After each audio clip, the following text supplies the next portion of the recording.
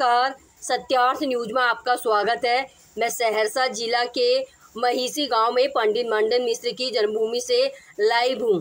वो मीमांसा के प्रख्यात विद्वान थे और मीमांसा वेद का एक अंग है जिसमें आपको कर्मकांड और गृहस्थ जीवन के बारे में जानकारियां मिलती है। उसके बारे में मान्यता है कि उनका एक पालतू तोता था, वो भी संस्कृत में बात करते थे और ये उनकी जन्मभूमि है जो कि पर्यटन स्थल है। यहाँ पर देश भर से लोग घूमने के लिए आते हैं, लेकिन उनको कोई सुविधाएं उपलब्ध नहीं होती। यहाँ पर एक छोटा सा घर है जिनमें ना ही कोई पंखा लगा हुआ है और ना ही कोई ठहरने की सुविधा है।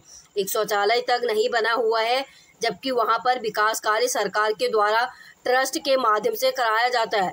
प्रत्येक वर्ष यहाँ पर सेमिनार आयोजित किया जाता है जिसमें मंत्री, बड़े बड़े विद्वान और सहरसा जिला प्रशासन भाग लेती है और विकास कार्य के बारे में बात करते हैं, लेकिन फिर भी विकास कार्य दिखाई नहीं पड़ता।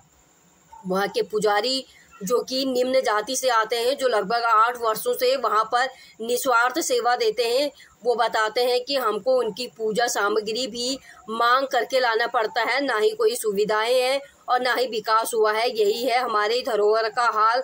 ग्रामीण मौन है, उनको कोई मतलब नहीं।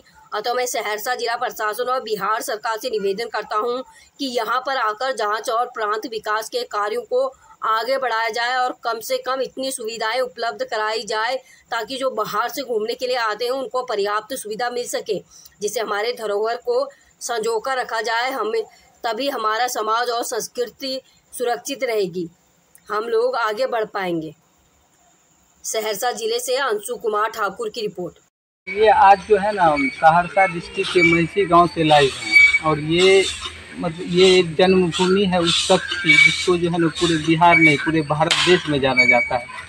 तो ये जन्मभूमि है पंडित मंडन मिश्र की, जो कि मीमांसा के एक प्रमुख जो है ना विद्वान थे, एक प्रख्यात विद्वान थे।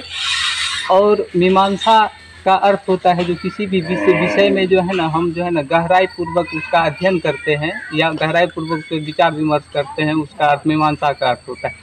चूँकि मीमांसा वेद से वेद का एक अंग है और उसमें जो है ना गृहस्थ जीवन और कर्मकांड के बारे में जो है ना हमको जानकारी मिलती है।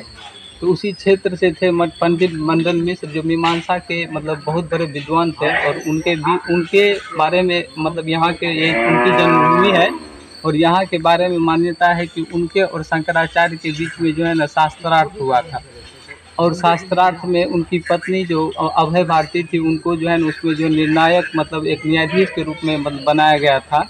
और जब शंकराचार्य ने मंडन मिश्र को जो है ना उसमें हरा दिया था, तो उनकी पत्नी और फिर उनके बीच में जो है ना शास्त्रार्थ हुआ था। तो उनकी पत्नी ने उनको जो है ना कामसूत्र के कुछ प्रश्न होते हैं जिसमें जो है ना कामसूत्र क्या है उसके क्षेत्र में उनको जो है ना पराजित कर दिया था शंकराचार्य। क्योंकि एक शंकराचार्य एक ब्रह्म ऋषि थे और ब्रह्म ऋषि थे और ब्रह्मचर्य का पालन करने वाले थे, इसीलिए मान्यता है कि वो यहाँ से पराजित होकर के चले गए थे। तो आइए यहाँ पे ये जो है ना एक पर्यटन स्थल है और यहाँ पे जो है ना कुछ सुविधाएं नहीं हैं। एकदम बात है जो ये सरकार के अंदर यहाँ पे ट्रस्ट भी बनाया गया है, लेकिन उसमें जो है ना कोई सुविधाएं ट्रस्ट के आप देख सकते हैं ये मंडन मिश्र की एक छोटा सा मूर्ति है, जबकि ये एक पर्यटन स्थल है और वहाँ पे उनका एक छोटा सा घर है जहाँ पे ना ही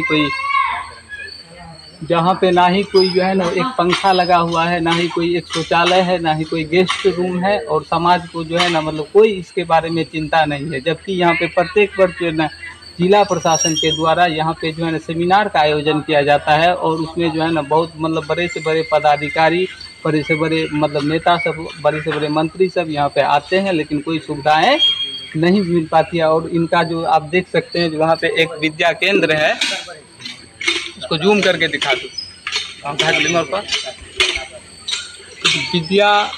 विद्या केंद्र है, वो भी बंद पड़ा है और जो है ना कोई वेद के बारे में कोई जानकारी नहीं दी जाती है, जबकि उनका जो है प्रधानाचार्य उनको जो है ना पैसा भी आता है।